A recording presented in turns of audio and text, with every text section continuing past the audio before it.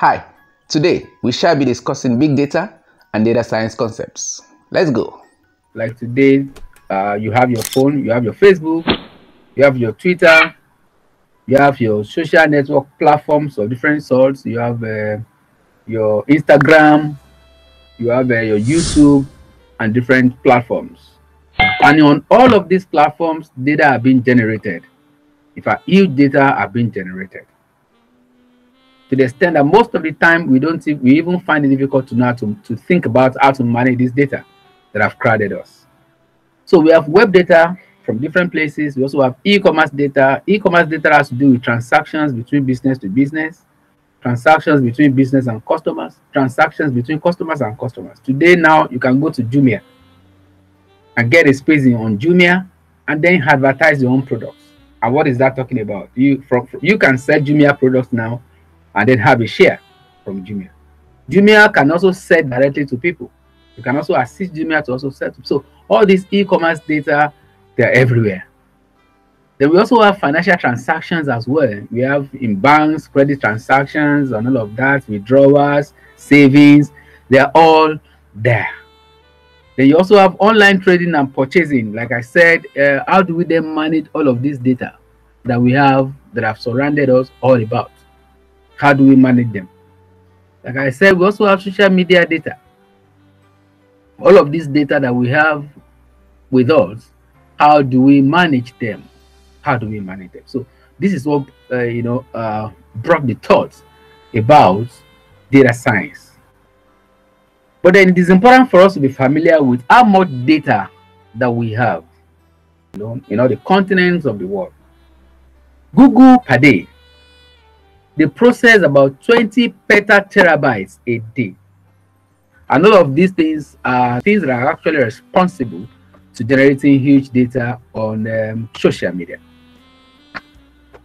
eBay also has 6.5 petabytes of user data and a few others like that. So the cost of 1 terabyte of disk stands at $35 per day. So time to read 1 terabyte disk is 3 hours, which is set at 100 megabits per second.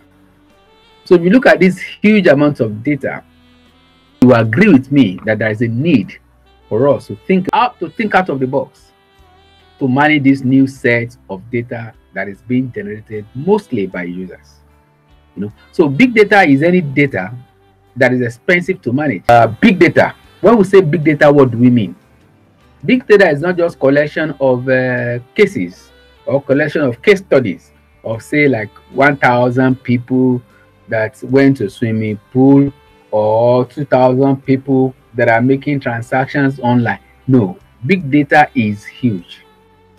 And the way we're talking about big data, we're about the volume, the velocity, and the variety, and as well as complexities, of this data.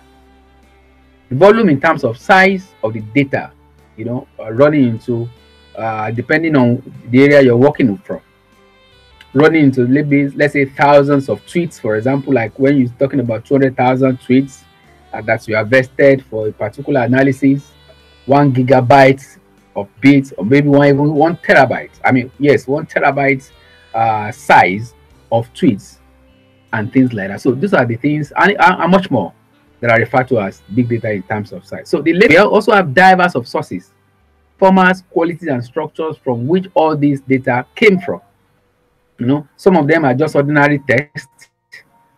Some of them are RDF, which we'll see from here. Some of them are semi-structured data, which are most of the time codified in XML. Some are just graph data, and most of the time graph data, spatial temporal data, are usually very expensive to manage in terms of space that they occupy and a number of things like that. We also have streaming data. Most of the time you get online, you want to watch your YouTube online, and as you are watching your YouTube online, you are streaming, and then you are consuming data at a point in time. So at the same time, what do we then do with this data? Do we just leave the data scattered abroad, scattered from in different formats to different places? So what we have to do is to aggregate this data and bring the statistics together so that it can be useful for data warehousing, collab, for indexing, searching, and querying. You cannot query a data set you have not indexed. Indexing has to do with arranging them in a particular order such that when you make a query on that using a particular keyword or a search pattern, you can easily locate what you're asking for, if those ones are archived in a database or depending on the way it has been stored. And then we also have knowledge discovery. There may be a need for you to mine knowledge. Some hidden knowledge are within this data that are scattered abroad. For example, on Facebook, or you possibly post it on Twitter, and then you're getting information about what people are saying about your platform, about the product. So as you get information about this product, that will then inform your advice to your organization, and the advice will also be guided by whatever information you gather online. Then you can also do statistical modeling.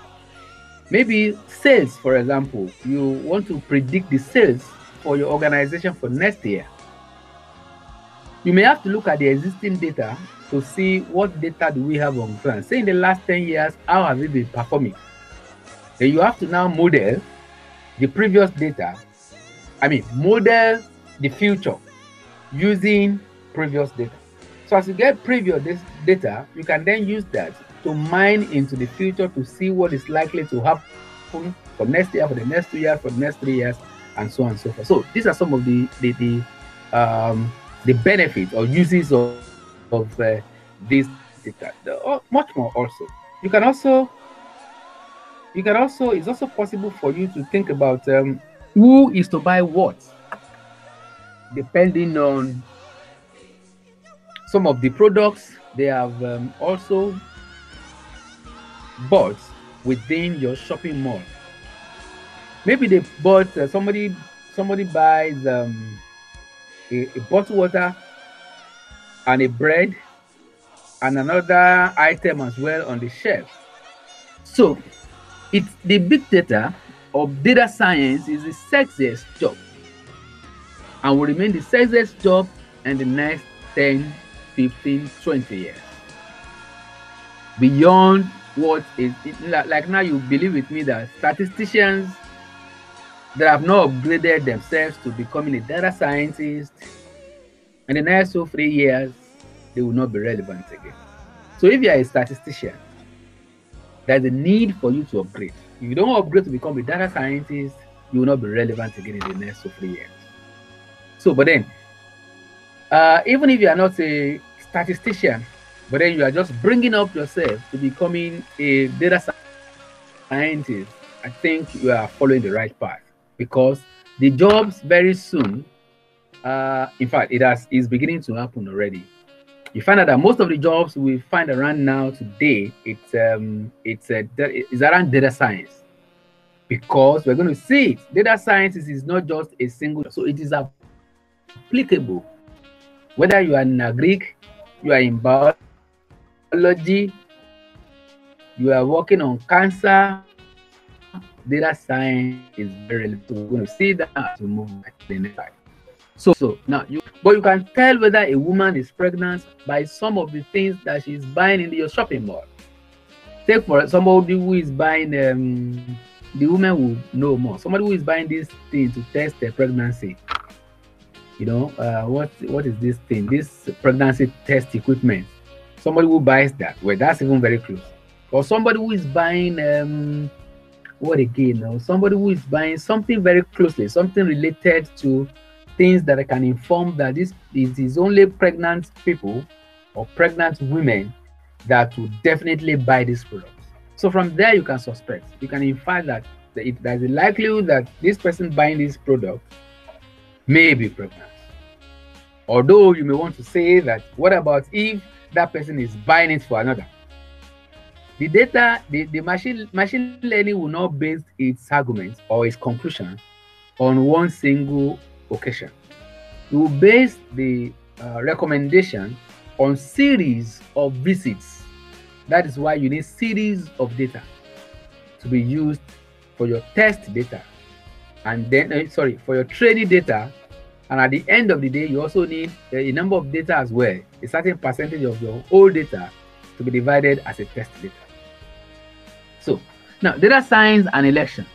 In 2008 and 2012 in the United States, they used it. 1 million people installed the Obama Facebook app that gave access to information on friends.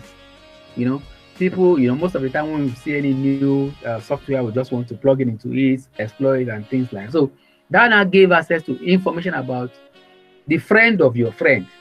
What is he thinking about? Who is he thinking about? So from there, they can harvest information about you. In fact, I think there was a litigation on this, and they were, in the United States, they were challenging Facebook for divulging their information. But you don't forget that by the time you are signing in for your Facebook, they ask you to click the button to say that you abide by their policies. And most of the time, we don't read some of the elements of these policies. We just click them and we run with it. So data scientists, like I said, is the sexiest job of the 21st century. What did they do? They find stories, extract knowledge. They are not reporters, but it's find knowledge, new knowledge that you may not see. Once they are looking at data like this, they may not see with their eyes, but once they bring out their tools, they can tell you 1001 things that will happen. Data scientists are key to realizing the opportunities presented by big data. Most people that may not see opportunities, but data scientists can see it ahead of time. Hello, I hope you enjoyed that video. You've just watched on the concept of big data and data science. Watch out for my next videos on related areas. Ensure you subscribe to my channel and click on the notification button so as not to miss subsequent videos I'm going to be posting. And I'm going to be doing this frequently, twice in a month. That's every fortnight Monday, 10 a.m. my videos will be dropping. Watch out for them.